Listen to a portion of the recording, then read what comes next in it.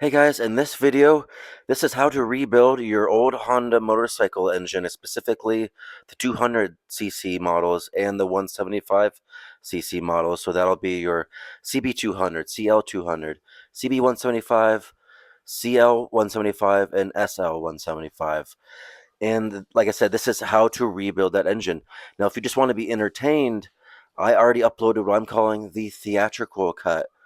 So I'm going to link to that video on the screen now. If you haven't seen that and you just want to be entertained, that's the video for you. But if you want to learn how to rebuild this engine, then you're watching the right video. So I've taken off the bolts that go over the valve cover. We'll take off the valve cover now.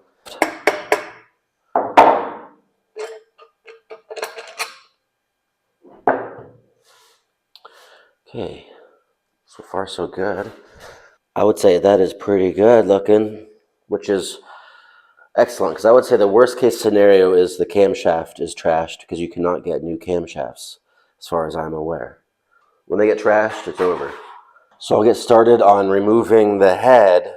Right here are the sleeves, and the sleeves can stay on, and the head can be separated. In between the two is a gasket, the head gasket. I'll have to get a new one of those. And so I believe, I'll have to look this up, but I believe I need to remove the cam chain to get the head off. Makes sense to me. So that's what we'll get started on. I think what I need to do is turn the crankshaft, still connected to the camshaft, until the valves are not under pressure from these rockers here. So basically move it until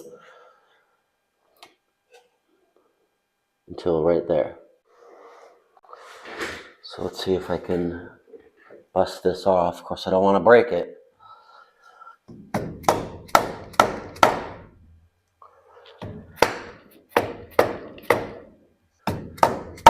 There we go. Okay, I have the factory service manual here. And by the way, I'll put a link to this in the description. This is the factory service manual, or shop manual for CB200s and CL200s. Okay, page 14, disassemble the engine such that you can take the head off. I'll have to remove these. It does say to loosen the tappets after you take off the tappet covers, loosen them. But what I did is I just removed the valve cover, turned this until there was no pressure on either valve, and then it was good to go. What I like to do is I like to just put the screws right back where I got them. And that way you don't lose them.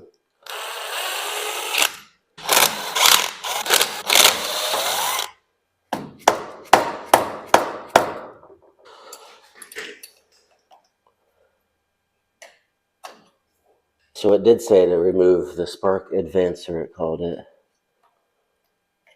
There we go.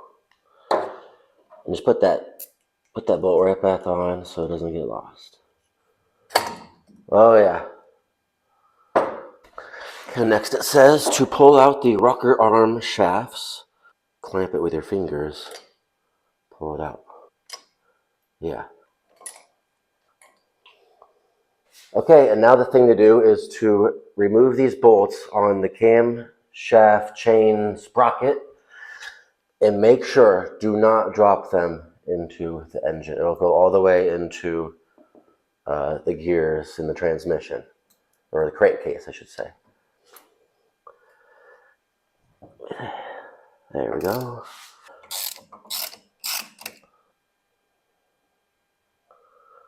Ta-da! Very important bolts these are. Okay, now the shaft has to be rotated so I can get to the next one. Okay, now rotate this until you can reach the other bolt.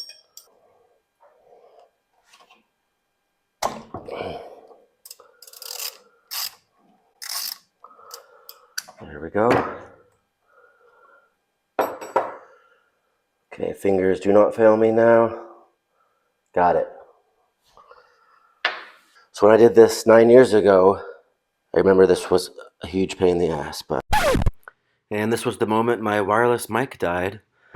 What I was trying to say was that I gotta get the cam chain off the sprocket so that I can get the cam shaft out. And it's all a bit of a puzzle. You're gonna have to get a screwdriver in there to pry the chain off carefully, and good luck, it's a puzzle. So I was eventually able to get it off by moving the cam chain to the other side of the sprocket. Then I could slowly wrestle the sprocket off of the cam shaft, and then this allowed me to shift the cam shaft to the left there and be able to get it out. But before I slide out the camshaft, I needed to take a zip tie, put it around the cam chain so the cam chain would not fall down into the crankcase where the pistons are. Okay.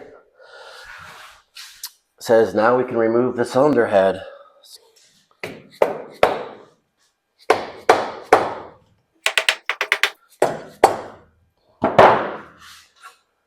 Okay, get in close. Let's see what we got.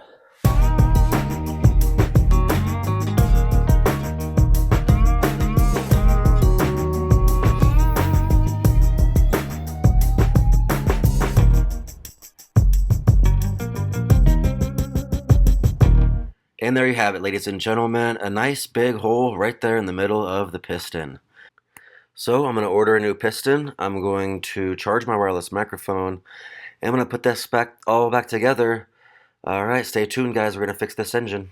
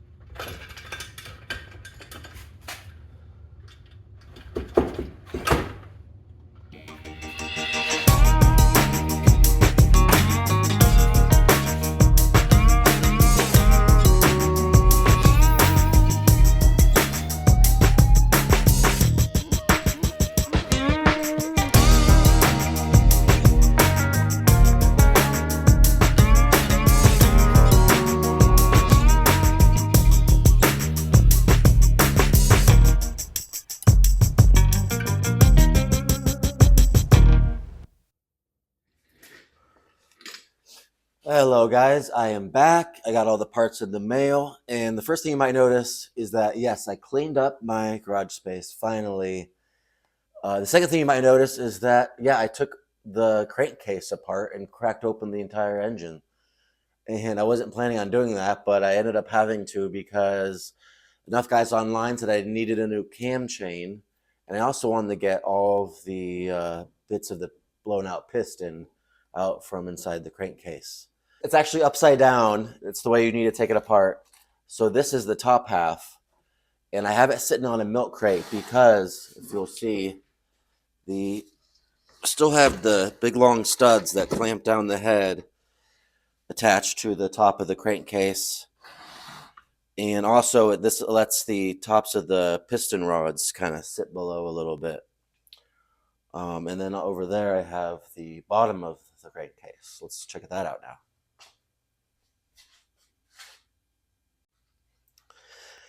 Here's the bottom of the crankcase.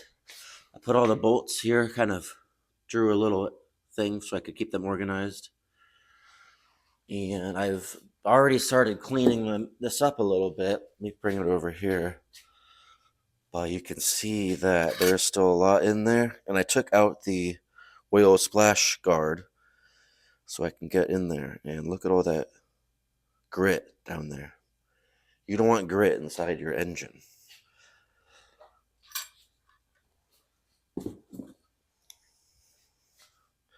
Here's one of the covers. Here's the other cover over here. And I put all the bolts, slipped all the bolts through pieces of paper here that I could draw the crankcase covers on and keep everything organized because they're all different lengths. So that's how I got that going. Here is the crankshaft and the transmission. And here's the cam chain. The cam chain is why I have it open, so I can replace this. Here's the replacement. Okay, let's remove this old cam chain now. And to do that, I guess you're just gonna have to remove the whole crank.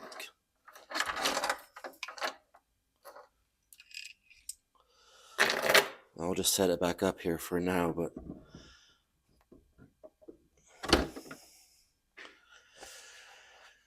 okay, now what I want to do is compare the old crank, excuse me, I called it a crank, the old cam chain to the new cam chain. Okay, this one is the old one. This one's the new one. So I put a nail here, and I'm just going to hang them both from this nail. And we're going to see which one's longer. Okay, this is the old one. This is the new one on the inside here.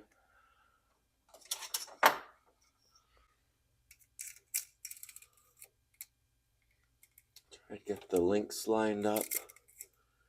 Okay. I would say it's... The old one is a bit stretched. It's a bit longer by no more than 2 millimeters. So that is an interesting result. I would say, yeah, this is a little bit longer, but 1 or 2 millimeters is not a lot. And you might be able to get away with using the old one. But I already have the new one, so I'll just put it in. We're going to install that one. Why don't I just do that right now? Slip it over the crank. Let's see here. Kind of put it up in here. Okay. Now getting the crank back in is going to be a little bit of a job because there's these oil holes here at the bottom of the bearings. And those have to line up with these little dowels in the bearing races. So just take me a minute and I'll get that back together.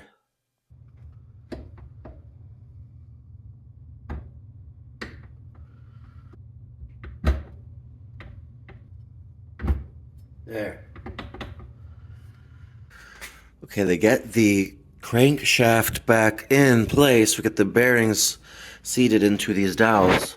Let me show you here. The dowel, that there. There's a little hole in the other side of this bearing. And to help you get them aligned, there's little marks on the bearing. So you can see that one right there. Okay, one thing I need to be real careful with before I put this back together is the kick starter mechanism here. There is a metal bit at the bottom here, and I think it needs to slide into that groove. See, that's how it's in that groove. And this way it will... That didn't do a very good job explaining it there, but...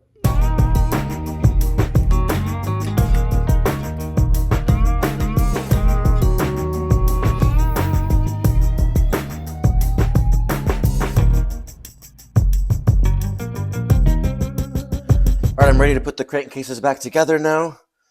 I used MotoSeal gasket maker, fuel resistant. On the package it said it was made for crankcases. It had a little motorcycle icon, so this is the stuff if you don't get the actual Honda bond. That's what Honda says to get. Alright, I'm just going to plop her on here. We've got the dowels here still, alignment pins, I should call them. Make sure they don't fall.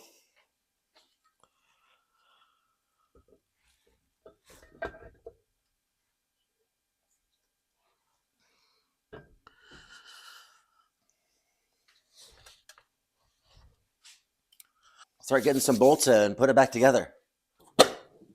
By the way, there is a hidden bolt that goes inside the oil drain plug. And so if you're taking the case off and it's not coming off, look for that. Make sure you got that one out too, because if you're hitting it and you're hitting it, it's not coming off, you could break this. It's just cast aluminum. So be careful not to break it.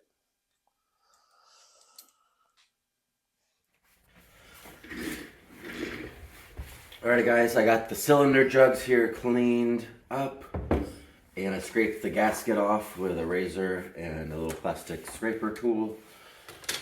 And now I'm gonna quickly just hone the cylinders, because these were machined at a machine shop in Overboard only about 4,000 miles ago.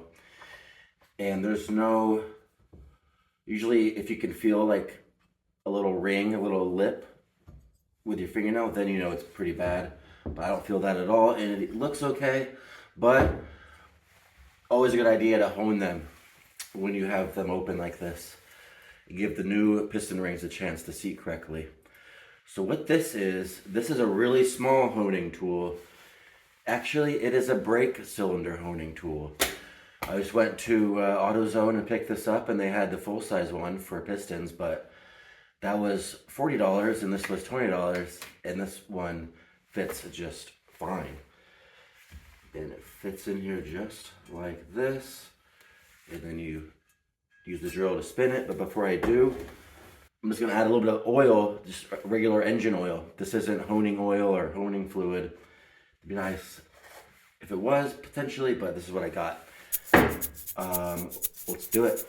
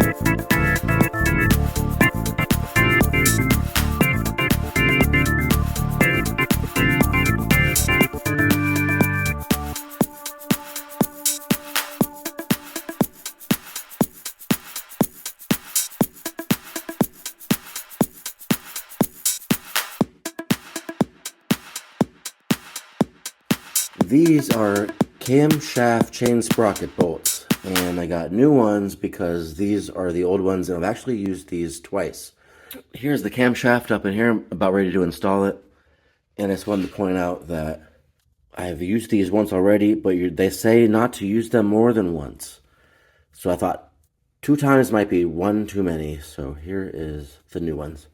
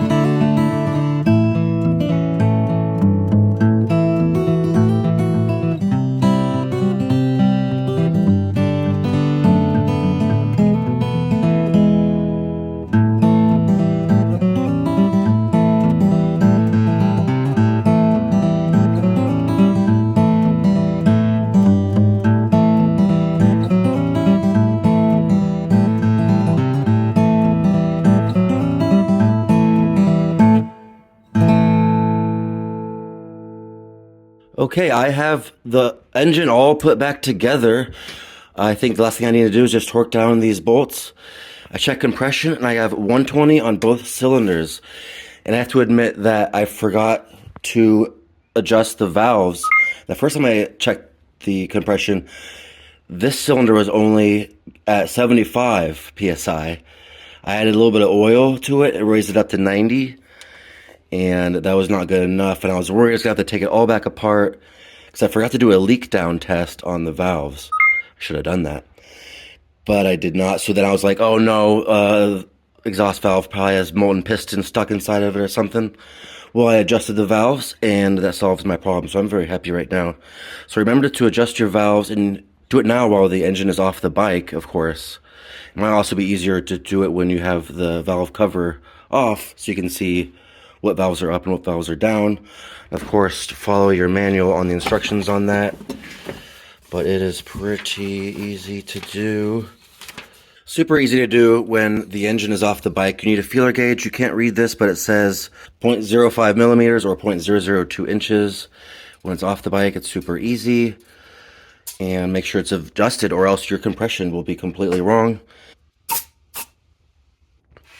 Guys, I had the motor back in the bike and then I had to take it out of the bike because I realized there was a major mistake. I had this on this end, but it had to actually come on this end. This is the housing for the timing, and then there's the housing for this tachometer gear, and that's supposed to be on this side, but it was on this side. So what that meant was that the camshaft was flipped around. So I had to take it all apart again just to turn the camshaft back around. And then that was a setback and almost comical. But then I have a major problem because I was putting it back together. I had the camshaft back in here and I was bolting this on. And I did not do a good job of making sure that the gear was meshing with the slot at the end of the camshaft. And when I screwed it all back together, somehow the camshaft broke. Somehow I broke a chunk off of the camshaft. And the problem was that when I screwed it in, it was pushing the camshaft this way, this way, this way. And I had the valve tappet in, and it was colliding on the end of it. It was there was interfering with each other, the two parts, and until one broke. So a broken camshaft is a very bad thing for this engine, and you cannot get new ones. However, I think that this is not a super big deal. It looks worse than it is. And hopefully, when I put it back together, there won't be any problems with lubrication. I'm just going to put it back in here. And yeah, a little chunk broke off of it, but so what? What an adventure this is.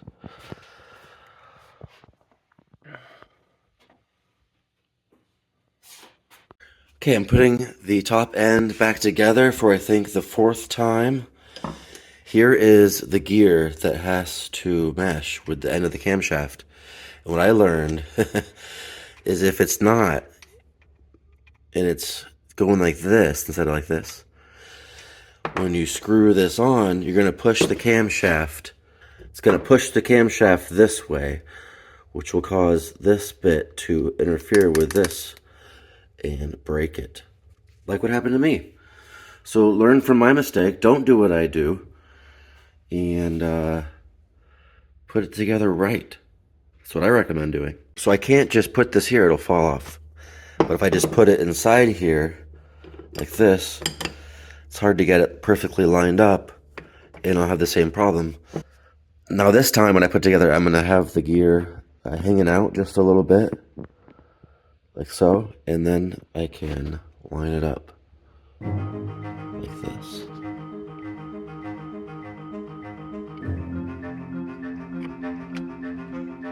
There.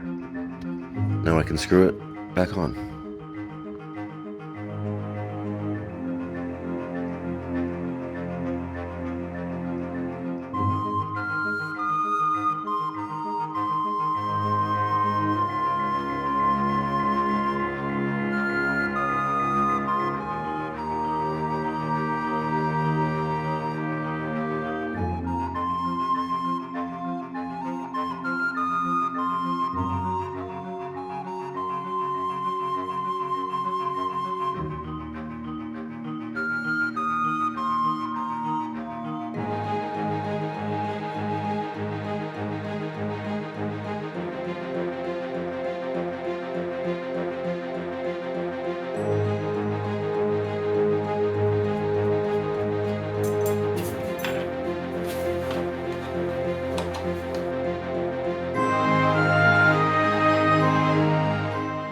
Okay, I'm having to cut my own gasket because I ripped the gasket. This is for the side cover, one of the side covers on the engine, and I put oil in and oil just started flowing right back out.